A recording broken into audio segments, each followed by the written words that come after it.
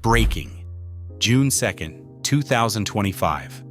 Mount Etna erupts in broad daylight, releasing a glowing, pulsing material no scientist can identify. Emergency teams seal the mystery substance, but laboratory analysis reveals nothing in the world matches its chemical signature. If Etna's heart is changing, what else could surface? And how close are we to a crisis no expert can predict? At 11:39 a.m. on June 2, 2025, a four-person emergency sampling team from the Istituto Nazionale di Geofisica e Volcanologia began their ascent toward the southeast crater. Emergency. The air was thick with ash, and the ground still radiated heat from the earlier eruption. Each member wore full-face respirators and fire-retardant suits, their boots crunching across fresh volcanic debris. The team lead volcanologist, badge number 2174, carried a GPS logger that tracked every step and marked the collection site with a precise digital pin. Close to the crater rim, the team located a glowing deposit, unlike any previous Etna sample, glowing. The substance shimmered and pulsed, its surface shifting in color from deep orange to a strange metallic green. The field leader called in coordinates over the emergency radio. Sample point 37.7485 degrees north, 15.0032 degrees east, elevation 3,210 meters. The collection protocol required 2 sets of gloves, tongs rated for high temperatures, and pre-sealed titanium canisters. Each canister was marked with a tamper-evident barcode, scanned and logged into the custody record. As the sampler approached, the deposit's heat forced the team to work quickly. Temperature. The surface temperature measured by an infrared probe registered over 980 degrees Celsius.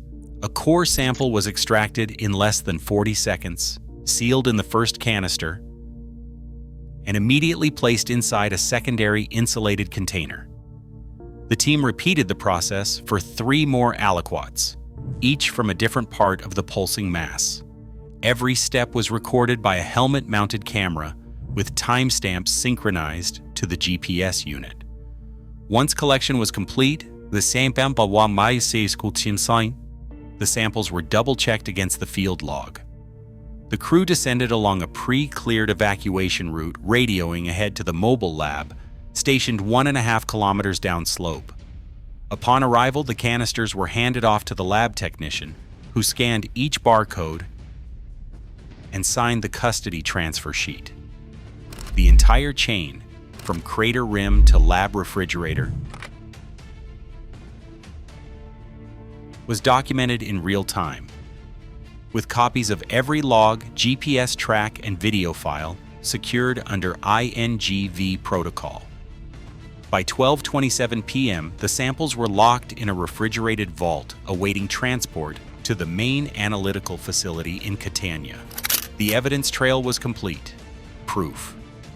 The glowing material, once just a rumor, now existed as physical evidence, ready for the world's most advanced laboratories. Inside the analytical facility in Catania, the first canister was unlocked under a sterile hood. Dr. Lucia Ferraro, gloves sealed at the wrist, removed a fragment of the glowing material and placed it under the scanning electron microscope with energy dispersive spectroscopy. The initial scans produced elemental maps that defied expectation, unmatched in the lab's experience. The usual markers for Etna basalt, titanium, phosphorus, and niobium were absent. Instead, the matrix displayed a patchwork of rare earth elements and high field strength anomalies, with concentrations unrecorded in the lab's extensive archives. Inductively coupled plasma mass spectrometry returned a trace element profile that could not be reconciled with any entry in GeoRock or PET-DB, the world's largest volcanic rock databases. The laboratory software flagged the sample as no match found, a result that prompted an immediate review. No match. Dr. Ferraro's team repeated the run with a fresh aliquot on a separate instrument. The outcome was identical. Cross-checks for contamination came up clean. Quality control standards, blanks, and calibration runs all performed within normal parameters. The data stood. This was not a known Etna product, nor did it align with global volcanic records. Repeated. X-ray diffraction analysis revealed crystalline phases not previously reported at Etna. Strong peaks suggested exotic carbonates and reduced silicates, drawing loose parallels to rare carbonatite lavas from Tanzania's Old Doinyo Lengai, but with key differences in structure and composition. Exotic material, not a simple analog. Microtextural imaging showed spheroidal vesicles and nanoscale layering, features that have never been documented in the volcano's eruptive history. Radiogenic isotope ratios, especially strontium and neodymium, plotted outside the typical mantle array for Sicily. Helium isotopes hinted at a source deeper than Etna's established magma chamber, possibly originating from the lower lithosphere, or even the upper asthenosphere. Deeper. As the findings accumulated, Dr. Ferraro briefed the INGV Directorate and reached out to Dr. Marcus Keller, an external geochemist in Berlin. Keller described the results as unprecedented but not yet definitive. He stressed that single lab anomalies demand independent verification, and that only full data release and blind split sample testing could confirm the discovery. Verification.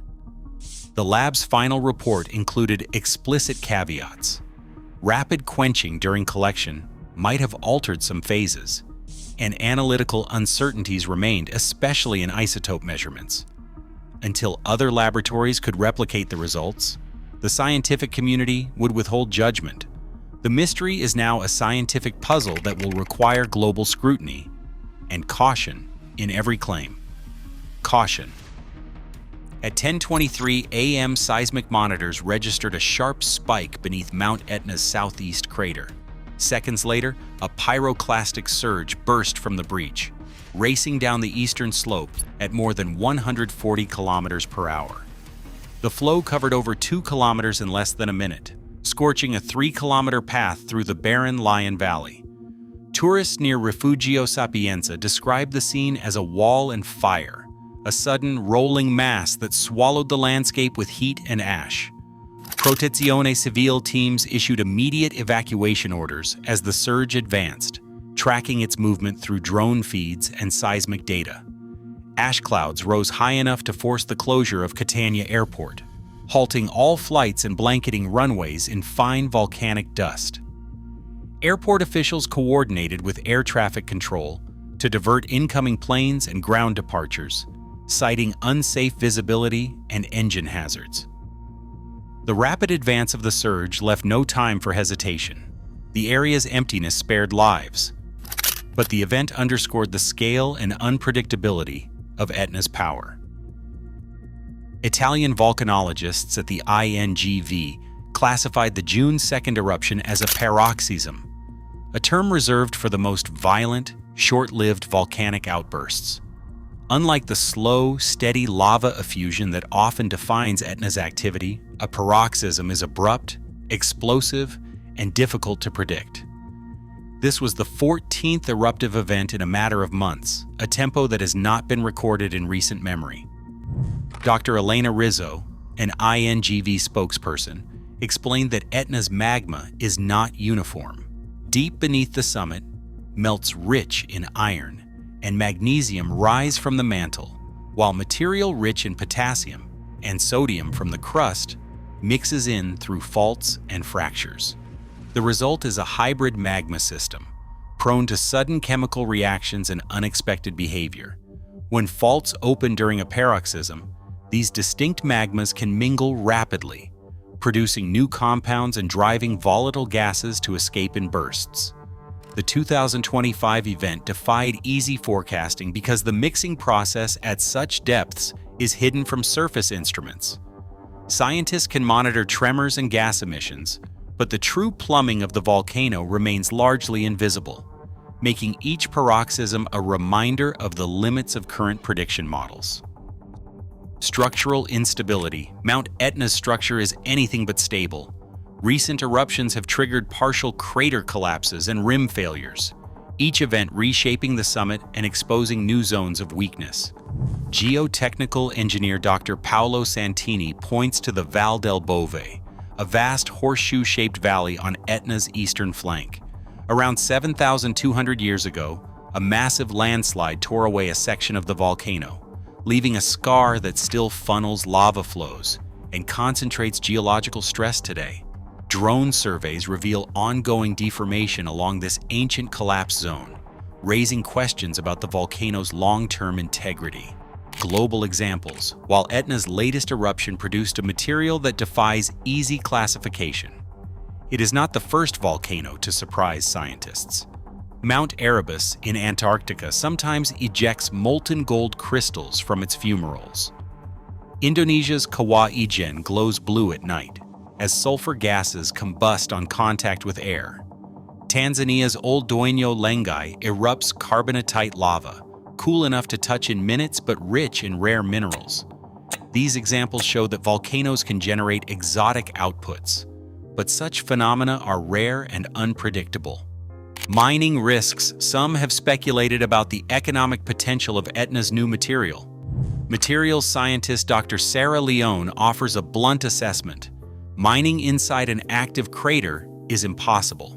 Surface temperatures above 1,000 degrees Celsius, toxic gases, and the constant risk of collapse make any attempt to extract resources not only impractical, but deadly. Even the most advanced equipment cannot survive these conditions. Scientific mystery. For now, the glowing material remains a scientific mystery, not a commercial opportunity. Etna's unexplained eruption forces science to confront what it cannot yet explain: unanswered questions. As volcanologists analyze the unknown material, the world waits for answers. And for the next sign of change, the world remains on edge. In a world shaped by restless geology, the most urgent questions are often the ones we are least prepared to face.